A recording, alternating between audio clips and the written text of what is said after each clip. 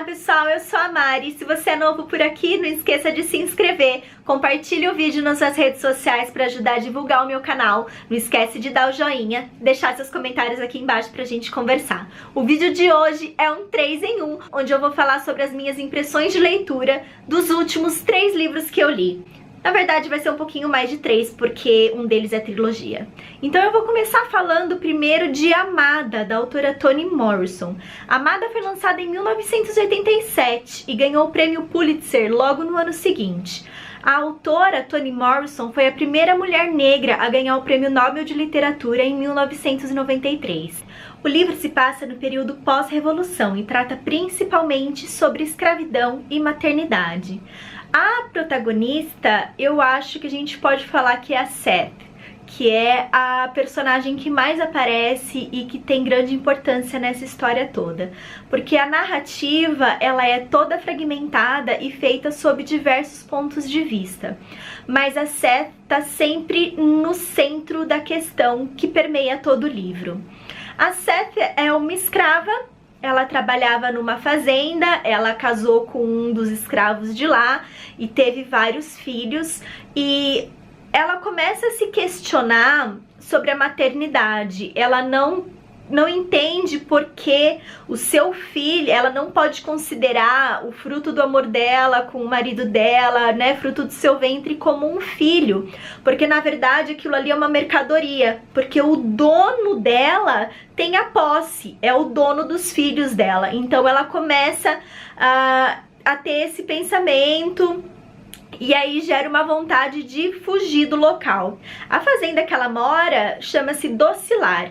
E ali o dono do local, ele não trata os escravos com crueldade. Apesar dele ser um escravocrata, ele não trata os escravos dele como animais. Então assim, ele dá oportunidade de aprendizado para esses escravos. Ele não gosta, não usa de violência para os escravos fazer o que ele precisa que os escravos façam. Mas acontece que esse senhor morre. E aí um primo dele vem pra fazenda pra tomar o lugar, e ele é completamente diferente. Então assim, ele usa castigos físicos com os escravos. E aí aquela tranquilidade em termos, né, dos escravos estarem ali acaba. Então eles passam a apanhar, eles passam fome. E aí então eles decidem que realmente eles vão fugir. A Seth consegue fugir. Primeiro ela consegue enviar os filhos dela, e depois ela tá grávida. E aí ela acaba chegando na casa da sogra dela em Cincinnati. A sogra da Seth é uma mulher livre.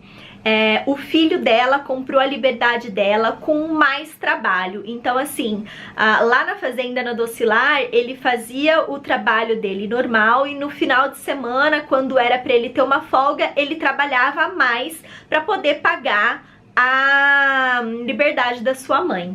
Então a Seth chega lá, ela acabou de dar à luz, ela vive bem ali por 28 dias. Até que tem um grande acontecimento e muda a aura da casa, assim, completamente. Completamente.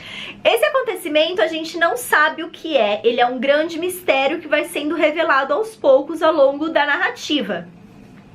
A gente sabe que foi algo muito ruim, e algo que mudou completamente a vida de todos ali daquele lugar. No presente, a Seth mora com a filha dela, a Denver.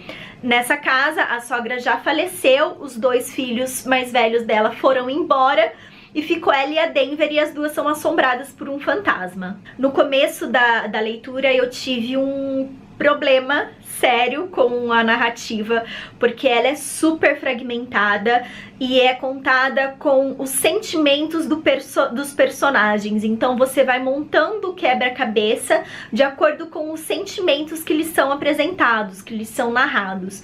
Então algumas vezes eu ficava, tá, isso é só um pensamento, é só uma fantasia, ou realmente aconteceu? A partir da, sei lá, 30, 35% de leitura, eu já estava mais acostumada com essa narrativa e as coisas começaram a fluir bastante. Não é um livro fácil de se ler, tá? Ele é um livro denso, ele é um livro que exige atenção, não é aquele tipo de livro que você consegue ler, por exemplo, na fila do banco, ou então no trajeto de ônibus para o trabalho. Então, assim, ele é um livro que ele exige um pouco mais de dedicação do leitor. Aqui a escravidão, ela é tratada de um ponto de vista bem diferente, e eu acho que eu não tinha visto em outra obra algo parecido. Está mais focado na busca de identidade própria, depois que o escravo deixa de ser uma propriedade e se torna uma pessoa.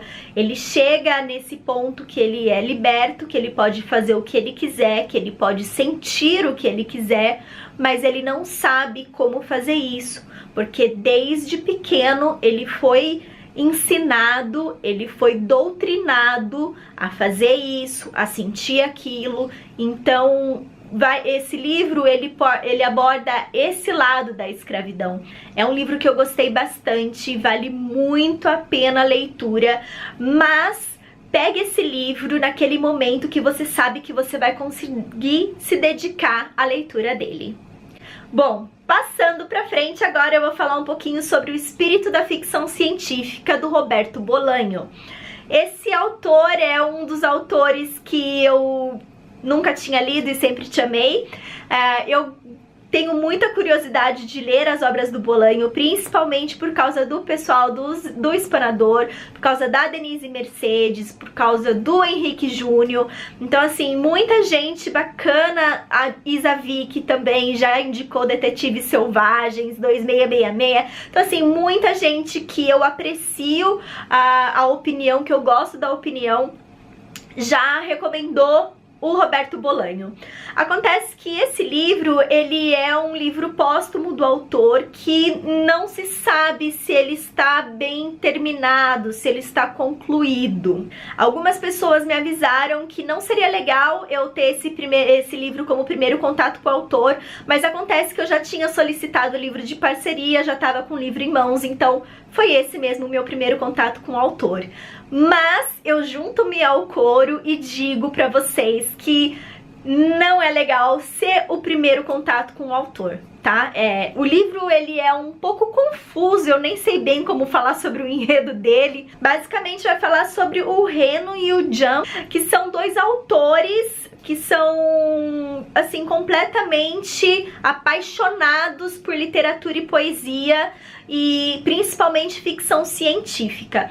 Então, um deles passa o tempo escrevendo poesias, enquanto o outro passa tempo escrevendo para grandes autores de ficção científica. E ainda tem um outro autor que tá dando uma entrevista um tanto emblemática, porque ele acabou de ganhar um prêmio, e é uma certa confusão aí.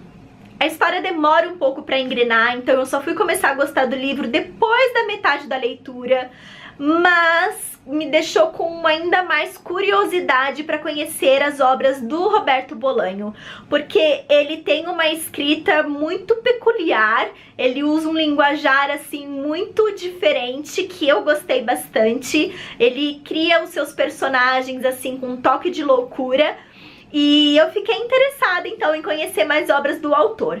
Foi uma leitura agradável, foi uma leitura válida, mas eu acho que não é o melhor do autor e eu ainda vou investir nele. Então, se você é um conhecedor da obra do Bolanho, por favor, me deixa aqui embaixo nos comentários qual o próximo livro, né, que eu poderia ter contato com ele. E pra fechar o vídeo, eu vou falar um pouquinho sobre a minha leitura da trilogia do Adeus, do João Anzanello Carrascosa.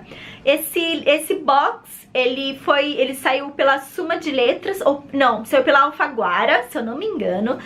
E eu fiquei muito feliz com esse lançamento, porque em 2015 eu li o livro Caderno de um Ausente, e assim, eu fiquei completamente apaixonada pela escrita do autor. O Caderno de um Ausente deu um grande impacto em mim, é um livro muito visceral. E ele tinha saído primeiramente pela Kozak Naif, e eu sabia que ia ter continuações, então eu fiquei super triste quando a Kozak falou que não ia mais continuar os seus trabalhos e tal. E eu fiquei bem feliz ao saber que o Carrascosa tinha assinado com a Companhia das Letras, né, com o grupo Companhia das Letras. E quando eu vi esse lançamento, eu fiquei extasiada. Então, assim, eu reli o Caderno de um Ausente, e ele, nossa, novamente me deu todo aquele impacto. A escrita, ela é incrível. E, assim, uma grande qualidade do autor, a grande sacada do autor ao escrever esse livro é que as ausências, o silêncio, falam muito mais do que as palavras escritas. Então, assim, ai, eu sou super fã. Caderno de um Ausente vai contar a história do João, que tem 50 anos, e ele tá pra nascer a filha dele. É uma filha que tem porão, ele já tem um filho mais velho.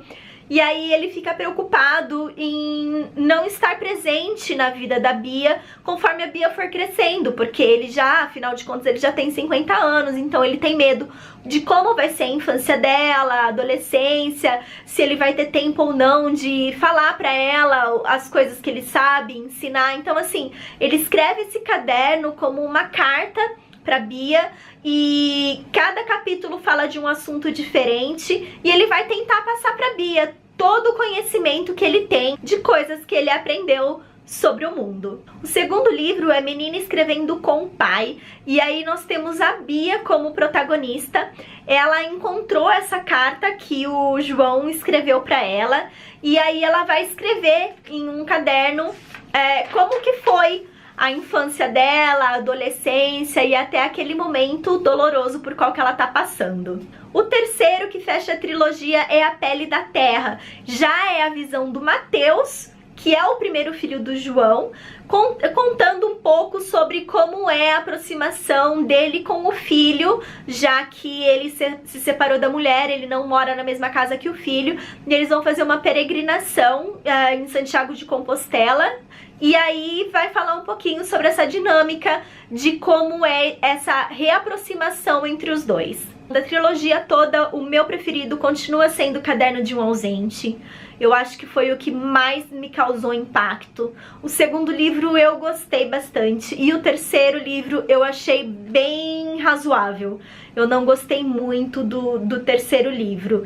Tem as conexões com os livros anteriores e tal, aborda assuntos bem interessantes, principalmente relacionamento pai e filho, mas não me causou impacto, não foi aquela leitura visceral assim e emocionante como dos dois livros anteriores. No geral, é uma trilogia muito boa. São livros curtinhos, rapidinho de ler. Você não consegue comprar os livros separados, tá? Ele só é vendido nesse box. E vale sim a pena comprar os três juntos, porque eles são muito bons. Mesmo eu não tendo gostado tanto assim do último, é aquele livro bom. Só que em comparação com os dois anteriores, não chega àquela genialidade, assim. Não causou aquele impacto. Bom, pessoal, foi isso. Espero que vocês tenham gostado do vídeo. Até a próxima. Tchau, tchau.